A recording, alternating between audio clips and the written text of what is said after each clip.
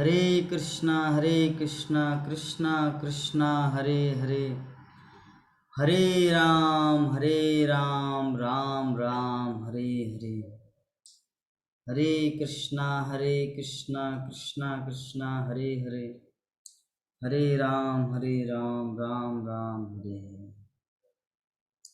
तो हम लोग डिस्कस कर रहे थे कि विदुर लौट कर आए हस्तिनापुर अपने भाई धृतराष्ट्र को उद्धार करने के उद्देश्य से। तो श्रील प्रभुपाद हम सबको बता रहे हैं, ये जो बद्ध जीव है ना, बद्ध जीव इस संसार में क्यों रहना चाहते हैं? What is the reason? कारण क्या है? बद्ध जीव का अर्थ पहले हम लोग को समझना है। बद्ध का अर्थ होता बंधा। बद्ध का अर्थ होता है बंधा और जीव का अर्थ होता है आत्मा। तो बंधा हुआ आत्मा को कहते बद्ध जीव। तो आत्मा अभी कहां पर बंधे है वर्तमान में? इस शरीर में। इस शरीर के अंदर आत्मा बंधा हुआ है। तो इसीलिए आत्मा अपनी पहचान अभी किससे कर रहे हैं? आत्मा अभी अपनी पहचान कर रहे हैं इस शरीर से। तो शरीर से जब हमारी पहचान हो रही तो हमारी इच्छा क्या होगी? शरीर के प्रति या आत्मा के प्रति? शरीर के प्रति। तो शरीर क्या चाहता है? खाना, अच्छा अच्छा खाना, सोना, अच्छी तरह सोना, आपका पलंग बिस्तर मोटा मोटा गद्दा रहेगा, अच्छी तरह सोना वो चाहेंगे क्योंकि अब वो खुद को शरीर समझ रहे हैं। फिर मन चाहते हैं कि अच्छा अच्छा चीज दर्शन करे, सुंदर लड़की दर्शन करे, सुंदर लड़का दर्शन करे, क्योंकि मन चाहता है। जो स्त्री है उसके लिए पुरुष को देखना अच्छा लगता है, जो पुरुष है उसके लिए नहीं निकला क्या? स्त्री को देखना अच्छा लगता है। स्त्री के लिए पुरुष, पुरुष के लिए स्त्री। तो इस प्रकार एक दूसरे के प्रति अटैचमेंट है इस संसार में। तो अटैचमेंट के पीछे कारण यही है क्योंकि अज्ञानता, क्योंकि उसके पास ज्ञान ही नहीं कि आई एम ए सोल, मैं आत्मा हूं, इसका ज्ञान ही नहीं है। उसके पास ज्ञान ही नहीं कि मैं आत्मा हूं, जिसके कारण तो शरीर के प्रति अट्रैक्टेड हो रहे हैं। शरीर के प्रति व्यक्ति आकर्षित तभी होता है जब वो मानते हैं कि मैं शरीर हूं। तो भौतिक इंद्रिय तृप्ति इसीलिए चाहता है क्योंकि उसको पता है मैं बॉडी, मेरे पास इतना सारा धन है, क्या करेंगे? इंद्रिय तृप्ति करो, क्योंकि मैं शरीर हूं। तो ज्ञान के बिना, आध्यात्मिक ज्ञान के बिना व्यक्ति अंधा होता है। तो इसी से वो सुख की खोज करता है। जो भौतिकतावादी व्यक्ति होते हैं, इसी से वो सुख की खोज करता है जिससे कुछ संतोष प्राप्त नहीं होता। तो जब संतोष प्राप्त नहीं होता तब तो वो क्या करते हैं? ज्ञान कर्मों में लगता है, ज्ञान कांड में लगता है। पहला कांड है कर्म कांड। कर्म कांड का अर्थ क्या है? कर्म कांड का अर्थ होता है शरीर के द्वारा इंद्रिय भोग भोगा जाए, शरीर के द्वारा इंद्रिय तृप्ति, इंद्रिय भोग किया जाए चाहते हैं। तो उसके बाद जब रम जाता है, पूरी तरह से उब जाता है, अरे छोड़ो बहुत तेज है, फालतू है, बेकार है सब, जब उसको ये अंडरस्टैंडिंग आ जाता है तब वो क्या करते हैं? मुक्ति प्राप्त करने की चेष्टा करते हैं, मुक्त होना चाहते हैं कि मैं इस सब जंजाल से कैसे मुक्त हो जाऊं। तो मुक्त होने के लिए, मुक्ति प्राप्त करने के लिए वो ज्ञान कांड को अपनाता। पहला कांड कर्म कांड, दूसरा ज्ञान कांड। तो ज्ञान कांड में क्या होता है? व्यक्ति नीरस हो जाता है। नीरस का अर्थ होता है, जैसे एग्जांपल, आपके पास मोटरसाइकिल है, आपको कहीं पर जाना है, पेट्रोल का दाम 116 रुपया लीटर, गाड़ी खरीदे है 80,000 रुपया। तो अभी आपको मंदिर जाना है, गाड़ी में कितना टाइम लगता है? 1 मिनट। और ऐसे में कितना टाइम लगता है? 5-6 मिनट, 10 मिनट तक लग जाता है जाने में। तो अभी जो नीरस व्यक्ति होता है ना, वो बोलते छोड़ो, क्या पैसा उड़ाएंगे, क्या जरूरत है, गाड़ी उठाने को, उसको रहने दो, मैं ऐसे ही चला जाऊंगा। क्योंकि जीवन में कुछ रस नहीं है उनके पास। वो जस्ट सोचता है कि अरे कुछ आनंद नहीं है, मुझे वैराग्य ले लेना है, मुझे किसी से बात नहीं करना है, मैं ऐसे आनंदित हो जाऊंगा, मुझे अकेला रहना अच्छा लगता है। तो ये सब जो है ना, ये जो ज्ञान कांडी जो व्यक्ति होते हैं ना, उसका ये सिम्टम है, उसका ये लक्षण है। कर्मकांडी का सिम्टम, सारा दुनिया कर्मकांडी है, सारा दुनिया भौतिक भोग के पीछे पागल है, उसको कहते हैं कर्मकांडी। और उसके बाद कर्मकांड से जैसे ही व्यक्ति उब जाता है कि नहीं नहीं मुझे और वैदिक इंद्रिय तृप्ति नहीं करना है, तो वो ज्ञान कांड में आ जाता है। तो ज्ञान कांड और कर्म कांड, कृष्णदास कविराज गोस्वामी चैतन्य चरितामृत में लिखते हैं, कर्म कांड ज्ञान कांड के बोले विषेर भांड, অমৃত বলিয়া যেবা খায় নানা জনি ফিরে, নানা জনি অমৃত বলিয়া যেবা খায় নানা জনি ভ্রমণ করে কদর্ব ভক্ষণ করে। कृष्णदास कविराज गोस्वामी बोल रहे कि जो कर्मकांड में विश्वास रखता है, कर्मकांड में रुचि लेता है, जो ज्ञान कांड में रुचि लेता है, वो व्यक्ति क्या है? वो नरक जाता है। ज्ञान कांडो कर्म कांडो क्या है? विषेर भांडो है। भांडो का अर्थ होता है पात्र, और विष का अर्थ होता है जहर। तो कर्म कांड और ज्ञान कांड क्या है? जहर का पात्र। अमृत बोलिया जेवा खाए, एक जहर को अगर कोई अमृत बोल के खाए तो क्या होगा? उनका गति, मरेगा। अमृत बोलिया जेवा खाए नाना जोनी भ्रमण करे, मतलब विभिन्न जोनियों में भटकता है। कदर जो भक्षण करे, मल खाता है। सुअर बनेगा तो मनुष्य का मल खाएगा, कुत्ता होंगे तो मनुष्य का मल खाएगा। मल, भगवान का प्रसाद छोड़कर संसार में जो भी हम लोग मुंह में घुसाते हैं ना, वो मल है। तो नाना जोनी भ्रमण करे कदर जो भक्षण करे तार जन्म अधोपते जाए, उसका जीवन, उसका जन्म अधोपते जाए, मतलब नरक में चला जाता है।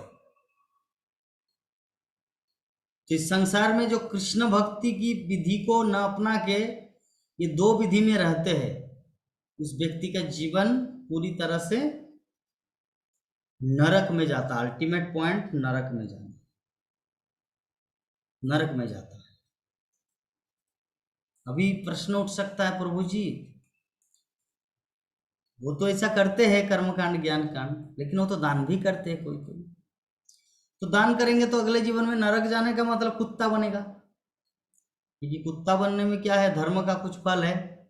कुत्ता बनेगा मतलब धनी परिवार में कुत्ता बन के जन्म लेगा,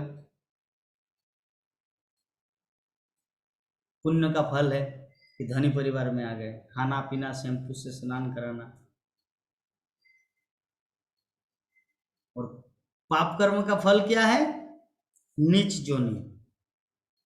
84 लाख जीव जोन में कुत्ता क्या है? नीच जोनी है। तो वो अच्छा थोड़ी है, कौन उसको अच्छा पसंद करता है? आजकल के लोग कुत्ता है इसीलिए कुत्ता को रखते हैं, नहीं तो कुत्ता को कोई टच करने से गंगा स्नान करना चाहिए, हरि भक्ति विलास में लिखा है। और हम लोग भी जानते हैं कि कुत्ता को स्पर्श करने से व्यक्ति को स्नान करना चाहिए, क्योंकि कुत्ता जो है ना वो नीच जाती है। चंडाल, कुत्ता, ये सब नीच चीज है। ये सब की स्पर्श करने से हम लोग को शुद्धिकरण करने के लिए स्नान करना चाहिए। लेकिन आजकल लोग कुत्ता को आलिंगन करके उसको स्नान कर नहला के एक साथ में सोता है। हाँ, एक साथ में सोता है। क्यों बोलिए तो? क्योंकि सच्चा प्यार करने वाला अपनी पत्नी भी नहीं है, इसीलिए कुत्ता को रखते हैं। तो कुछ जैसे ही मालिक आता है काम करके ऑफिस के बाहर, तो ऐसे भू भू करके उनके पास जाके चाटता है उनका पैर, तो उनको लगता है हाय रे, सच में एक सच्चा लोभर मिला है। इतना दिन तो बेवफा धोखेबाज ही निकला, प्यार करते थे लेकिन मिल गया बेवफा। लेकिन अभी एक सच्चा प्रेमी मुझे प्राप्त हुई। जे रियल लवर, सच्चा प्रेमी कौन है? कुत्ता। उस व्यक्ति के पास ज्ञान नहीं है कि हमारे जीवन में सच्चा लोभर, रियल प्रेमी एकमात्र और एकमात्र परमात्मा कृष्ण है, जो अनंत काल से हमारे साथ है। कुत्ता आज है, कल नहीं रहेगा, थोड़ी ज्यादा दिन टिकता। कुत्ता का उम्र कितना होता है? 10 से 15 साल, मर जाता है।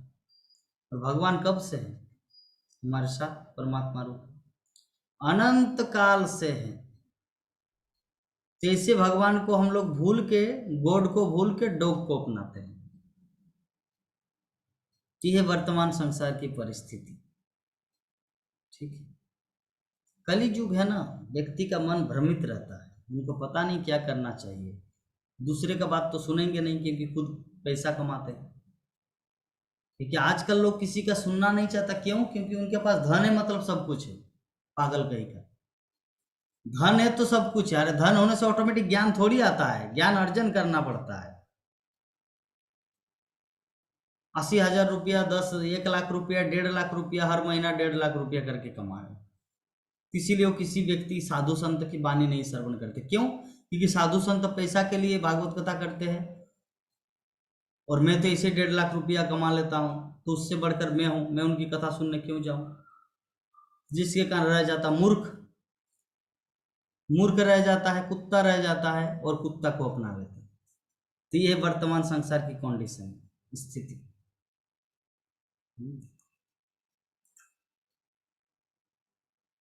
तो हम लोग समझ गए कर्म कांड और ज्ञान कांड,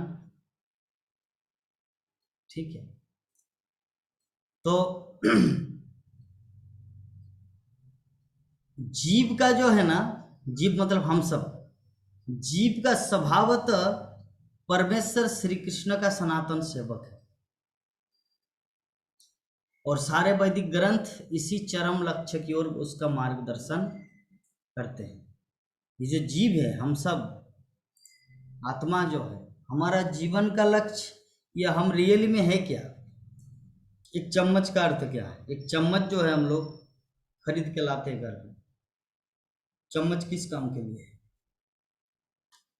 मिट्टी खोदने के लिए नहीं, इसलिए खाने के लिए। मिट्टी खोदने के लिए कुदाल है, सब्जी काटने के लिए चाकू है, चम्मच से नहीं काटा जा सकता। लेकिन अगर कोई चाकू से अगर एप्पल काटे तो काटते हैं ट्रेन में, चाकू नहीं रहता तो चम्मच से काट देते हैं। तो लेकिन क्या उसका वो काम है, रियल काम चम्मच का? नहीं है। चम्मच का रियल काम क्या है? सब्जी उठा के खाना, घुगनी उठा के खाना, कोई भी दूध से बना कोई जाती है उसको उठा के खाना, चम्मच का काम ही है। चम्मच का काम एप्पल काटना नहीं है, चम्मच का काम मिट्टी खोदना नहीं है।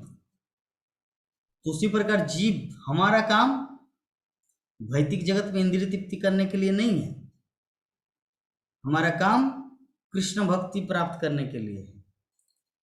लोग बोलते हैं ना, प्रभु जी एक बार तो मनुष्य जीवन मिला है, इंद्रिय सुख नहीं करेंगे तो, शादी नहीं करेंगे तो, एंजॉय नहीं करेंगे तो कैसे चलेगा? यही तो जीवन, और कब मिलेगा थोड़ी हम लोग को पता है, इसीलिए एंजॉय करो। अरे पागल,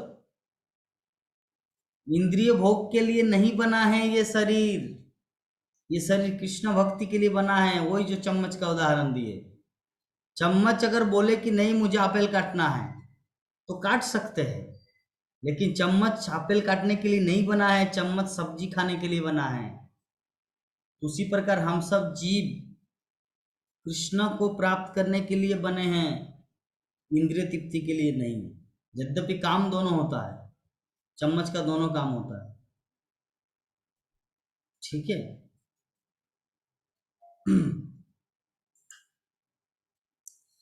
तो विदुर जो है ना एक ऐसे जिज्ञासु भक्त थे। श्रील प्रभुपाद हम सबको बता रहे कि जो जिज्ञासु बद्धजीव को मैत्रेय जैसे प्रामाणिक गुरु के पास पहुंचना चाहिए और बुद्धिपरक जिज्ञासाओं द्वारा कर्म, सकाम कर्म, ज्ञान, परम सत्य को जानने के लिए दार्शनिक अनुसंधान और योग, आत्म साक्षात्कार की योग विधि के विषय में प्रत्येक वस्तु को जानने का प्रयास करना चाहिए। देखिए यहाँ पे श्रील प्रभुपाद मनुष्य जीवन की जो मनुष्य जीवन किस लिए मिला है, उनका उद्देश्य क्या है, इस चीज को श्रील प्रभुपाद यहाँ पे दर्शाए हैं कि मनुष्य जीवन मिला है एकमात्र और एकमात्र एक सच्चे गुरु जिसके पास अनुभव है, ज्ञान है, जो हम सबको सिखा सके, समझा सके। ऐसे गुरु के पास जाना है और उनसे इस आध्यात्मिक तत्व ज्ञान विषयक चीज को समझना है,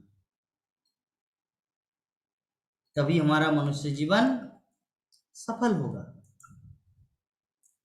तो यहाँ पर बताया गया है कि जो व्यक्ति अपने गुरु से प्रश्न पूछने के प्रति गंभीरता पूर्वक प्रवृत्त नहीं होता, उसे न तो दिखावटी गुरु करने की आवश्यकता है और न उस व्यक्ति को अन्यों का गुरु होने का दिखावा करना चाहिए।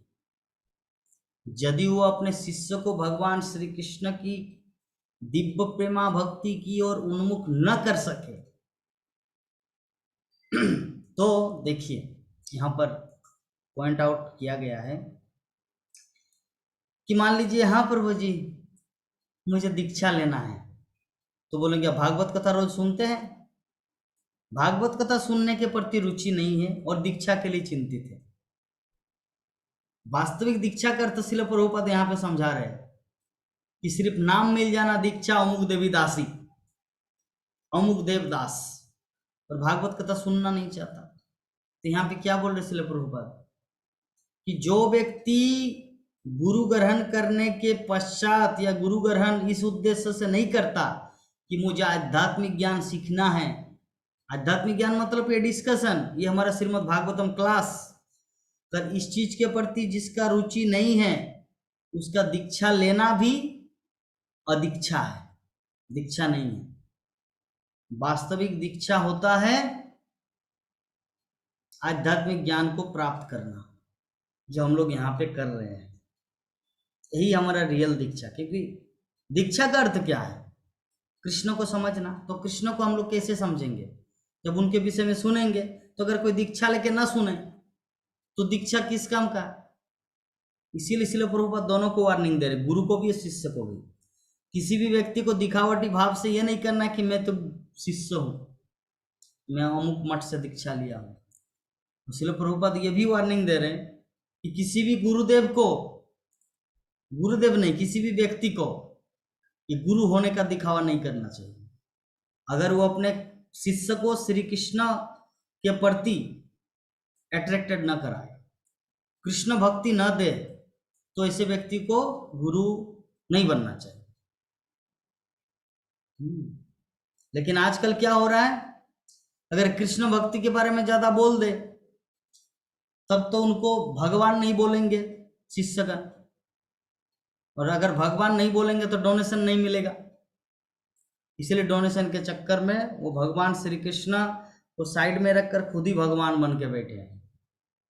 भगवान के बारे में उतना चर्चा नहीं करता, कृष्ण की लीला के बारे में चर्चा नहीं करता। क्यों? अगर कृष्ण लीला के बारे में चर्चा करेंगे तो लोग अट्रैक्टेड होंगे और सीधा जाके मंदिर में डोनेशन देंगे, कृष्ण मंदिर में जाके डोनेशन देंगे। तो इसीलिए वो बाबा क्या करता है, कृष्ण को छोड़कर खुद भगवान बन के बैठे कि गुरुदेव महेश्वर है, गुरुदेव परमेश्वर, गुरुदेव वो जो है ना, गुरु ब्रह्मा, गुरु विष्णु, गुरु महेश्वर, मैं ही सब कुछ हूं, मैं भगवान हूं, आओ मुझे डोनेशन दो। तो इस प्रकार जगत में चल रहा है। हमारे इस्कॉन में ये वाला श्लोक उच्चारण नहीं किया जाता कहीं पर। क्यों? ये श्लोक क्यों उच्चारण नहीं किया जाता? क्योंकि इससे लोगों को गुमराह किया जाएगा कि गुरुदेव मतलब ब्रह्मा विष्णु महेश्वर को पूजने का जरूरत नहीं, गुरुदेव को पूजा करो बस हो जाएगा। तो हमारे वैदिक शास्त्र का सिद्धांत, इस्कॉन का सिद्धांत ऐसा नहीं है। पूजना चाहिए कृष्ण को, लेकिन गुरु के माध्यम से। लेकिन दूसरे जगह में क्या होता है, कोई कृष्ण मिष्ण नहीं है, गुरुदेव को पूजा करो सब कुछ हो जाएगा। तो ये है वर्तमान संसार की परिस्थिति। इसीलिए वो लोग ये वाला श्लोक उच्चारण करते हैं, गुरु ब्रह्मा गुरु विष्णु गुरु महेश्वर। क्यों ये वाला क्यों यूज करता है, उसके पीछे कारण क्या है, what is the psychological point, मनोविज्ञान पॉइंट क्या है, ताकि श्रोतागण को ये लगे कि गुरुदेव ही भगवान है। और जब यही भगवान है तो दूसरों को जाके क्या करूं, मंदिर में जाके डोनेशन देने की क्या जरूरत है, इन्हीं के चरणों में डालो, बस हो गया, फिनिश काम, जीवन सफल। इसलिए मोटिवेटर मतलब वो लोग ऐसे प्रभावित करते हैं लोगों को, गुरु ब्रह्मा गुरु विष्णु गुरु महेश्वर करके। तो श्रील प्रभुपाद हम सबको आगाह करते हैं कि ना तो इस तरह का गुरु बनना चाहिए, ना इस तरह का शिष्य बनना चाहिए। ना तो इस तरह का शिष्य मतलब जो आध्यात्मिक कथा के प्रति रुचि न रखे, उसको शिष्य नहीं बनना चाहिए। और उस तरह का गुरु नहीं बनना चाहिए मतलब अगर वो गुरु भक्त को, अपने शिष्य को कृष्ण कथा ना सुनाए, कृष्ण के बारे में ना बताए, कृष्ण के प्रति प्रेम बढ़ाने का तरीका ना बताए, तो उसको गुरु नहीं बनना चाहिए।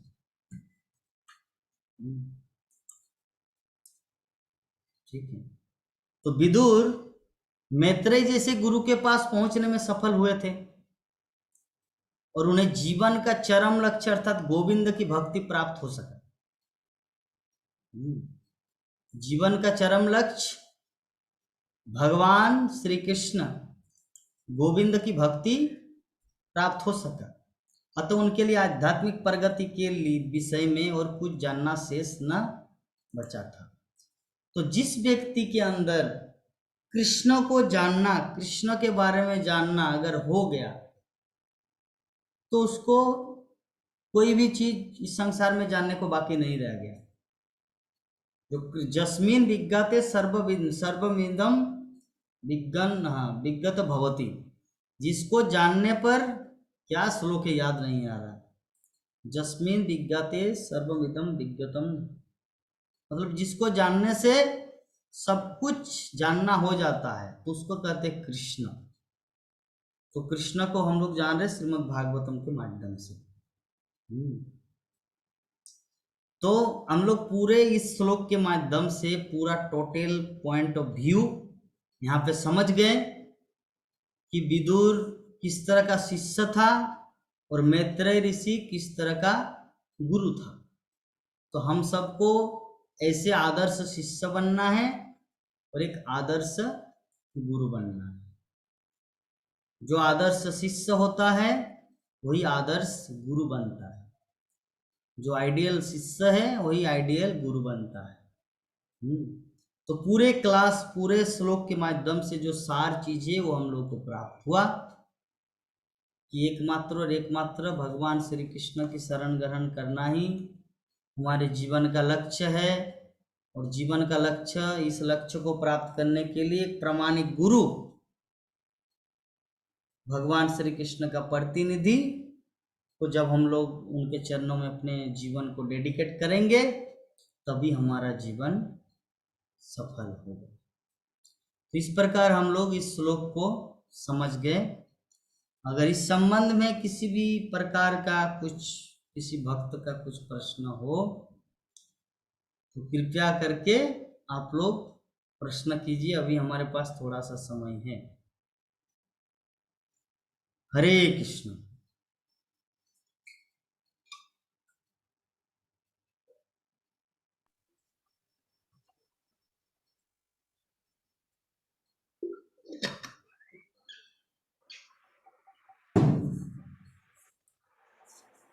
हरे कृष्णा प्रभु जी। हरे कृष्ण। प्रभु जी, ये वाला जो श्लोक है जो आप अभी बताए, गुरुर ब्रह्मा गुरुर विष्णु गुरुदेव महेश्वर, तो ये श्लोक आखिर कहाँ का है जो ऐसा माने गुरु ही सब कुछ है ऐसा बताते हैं लोग?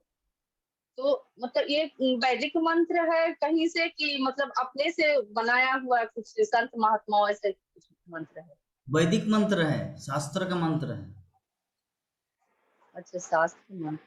तो फिर शास्त्र का मंत्र को हम लोग को तो मानना पड़ेगा ना, क्या करें, कैसे करें? मतलब इसका कुछ अर्थ दूसरा कुछ होता होगा, लेकिन उन लोग कुछ दूसरा अर्थ लगा करके बताते होंगे जो सही। मानना है ये तो ठीक ही है, गुरु जो होता है ना साक्षात भगवान ही है, लेकिन वैसे गुरु हम्म। पाखंडी गुरु थोड़ी है भगवान। हाँ, जो सब कोई अपने आप को भगवान ही बताता है। जो अपने आप को भगवान समझे वो गुरु नहीं है। तो हाँ। साक्षाधरितेन क्या है, साक्षाधरितेन समस्त समस्तशास्त्रैस्तथा भावयतेव स फिर किंतु किन्तु प्रभु प्रभो प्रिय एव तस्य वंदे गुरु श्री चरणारविंदम। अर्थात कि समस्त शास्त्रों में गुरुदेव को साक्षात परमेश्वर माना गया है, साक्षात भगवान माना गया है, लेकिन किंतु प्रभुर जो, हाँ, प्रिय एवं तस्य, किंतु वो जो प्रभु, वो जो गुरुदेव है वो कौन है, प्रिय एवं तस्य, वो भगवान का प्रिय भक्त है, नॉट भगवान। किंतु प्रभोर जो प्रिय एवं तस्य वंदे गुरु श्री चरणारविंद।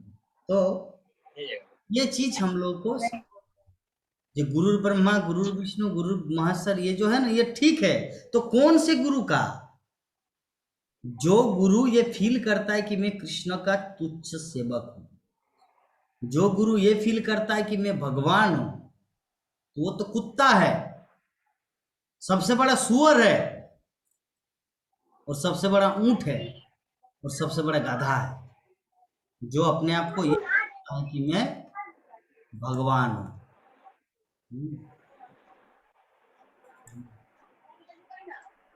ठीक है। हाँ, ठीक है। हाँ, प्राण मोहन प्रभु जी बताइए, सो के बताइए, पूरा प्रमाणिक गुरु कौन है? पूरा क्षीरोदकशाही विष्णु होके एकदम पूरा सोए हुए है। नीचे झुकना पड़ता है प्रभु जी। मैं सोच रहा हूँ कि क्षीरोदकशाही विष्णु, कारणोदकशाही विष्णु, गर्भोदकशाही विष्णु क्या आप आराम से सोए हुए हैं, ऐसे ही गर्भोदकशाही विष्णु सोए रहते हैं। तो प्रमाणिक गुरु क्या बोले बताइए। प्रमाणिक गुरु कौन है? प्रमाणिक गुरु वही है जो अपने गुरु को फॉलो करता है, और वो गुरु अपने गुरु को फॉलो करता है, और वो गुरु अपने गुरु को फॉलो करता है, वो है प्रमाणिक गुरु। जैसे एग्जाम्पल, जैसे आपका पूरा नाम क्या है प्रभु जी? सिंह राजपूत, ठीक है, यस, राजपूत है। तो राजपूत का एक रोल है, आपके खानदान, आपका जो पूर्वज एक रोल बना के गए हैं, एक नियम दिए गए हैं, तो उस नियम को आपका पिताजी फॉलो करते थे, आपका पिताजी का पिताजी भी फॉलो करते थे, पिताजी का पिताजी भी फॉलो करते थे, पिताजी का पिताजी भी फॉलो करते थे, जिसके कारण आप लोग राजपूत है। अगर आप लोग चंडाल की तरह जूता सिलाई करने जाएंगे मुची, तो आपको राजपूत बोलेंगे? नहीं, ये तो बोलेंगे मुची है, ये जूता सिलाई करता है ट्रेन में। नहीं, आपको राजपूत का ये क्या बोलते हैं, यश जो उनकी प्रतिष्ठा उनको बनाए, राजपूत मतलब राजा, देश का राजा। राजपूत कहाँ से आया? राजा से राजपूत आया। ये जो पूरे दुनिया में जितने सारे सिंह है राजपूत, वो कौन है? राजा है, राजा का वंशधर है वो सब। तो अगर वो लोग जूता सिलाई करना स्टार्ट करें, बकरी चराना स्टार्ट करें, तो वो थोड़ी अपना मर्यादा में है, अपना उनका मर्यादा है। तो राजपूत, प्रामाणिक राजपूत कौन है? जो अपनी मर्यादा में रहे। उसी प्रकार प्रामाणिक गुरु वही है जो अपने गुरु के गुरु, गुरु के गुरु, गुरु के गुरु, गुरु के गुरु, इस तरह। मैं अपने गुरुदेव को फॉलो करता हूँ, वो अपने गुरुदेव प्रभुपाद को फॉलो करते, प्रभुपाद अपने गुरुदेव भक्ति सिद्धांत सरस्वती ठाकुर को फॉलो करते, वो अपने गुरुदेव गोरकिशोर दास बाबा जी महाराज को फॉलो करते। इस प्रकार गुरु परंपरा से जो स्टेप बाय स्टेप जो फॉलो किया जाता है उसी को प्रामाणिक गुरु कहा जाता है। इस दृष्टिकोण में मैं जो आप लोग को सुना रहा हूं ये प्रामाणिक गुरु की बात है, ठीक है। और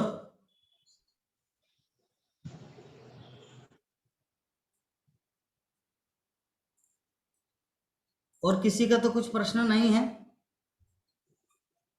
या है? प्रभु जी अब समय है, उस समय आपका प्रश्न नहीं है। जिस दिन प्रश्न नहीं है, 1 मिनट समय रहता है, उस समय ऐसे करते प्रारंभ। आपका दीक्षा कहाँ है? अपना घर में। वो तो बोल रहे हैं कि मेरा प्राण मोहन प्रभु जी मेरा सब कुछ है, सर्वे सर्वा। आप ही उनका घर, आप ही उनका संसार, लेकिन आपको छोड़ के चले गए। पढ़ाई करना है ना प्रभु जी। ओ, चलिए ठीक है, कल तब टॉक शो होगा। हाँ, कल तो क्लास हमारा यहाँ पे नहीं होगा, टॉक शो में डायरेक्ट प्रश्न उत्तर होगा। प्रभु प्रभु जी एकादशी कल ही होगा ना? एकादशी? कल है ना? एकादशी कल कहाँ है? परसों है तो। परसों है। मैं देखा नहीं। माता जी कल है, कल ही आया है मैसेज मंदिर से। कल ही है मोहिनी एकादशी। जी जी। हो सकता है, मैं तो ध्यान नहीं दिया। तो मैसेज आया है मंदिर से, कल ही है ऐसा बोल। तो कल डेट नहीं है। ओ हाँ हाँ हाँ, याद आया याद आया। मैं सोच रहा था टॉक शो करेंगे, क्या के खाएंगे एकादशी का दिन, वो मैं सोच रहा था, कल ही सोच रहे थे। हाँ, कल ही है। तो ठीक है, और तो प्रश्न नहीं है किसी का, वांछा कल्पतरु करेंगे। हाँ, प्रमोद प्रभु जी क्या बोल रहे हैं? उन लोग जा रहे हैं एक ठो शादी में, वही बोले कि जा रहे हैं। ठीक है, जाइए। अच्छा, आप नहीं जाएंगे ना? ना, हम नहीं जाए। ठीक है, चलिए। वांछा कल्पतरुभ्यश्च कृपा सिन्धुभ्येव च पतितानां पावनेभ्यो वैष्णवेभ्यो नमः। वैष्णवेभ्यो नमो नमः। हरे कृष्णा हरे कृष्ण कृष्णा हरे कृष्णा कृष्णा कृष्णा हरे हरे, हरे राम राम राम हरे हरे। जय जगत गुरु शिल प्रभुपाद की जय जय अंतरा श्रीमद् भागवत महापुराण की जय जय अनंत कोटि वैष्णव भक्तवृंद की जय जय समवेत गौर भक्तवृंद की जय। जय। जय गौर प्रेमानंदे। हरि हरि बोल, हरि हरि बोल।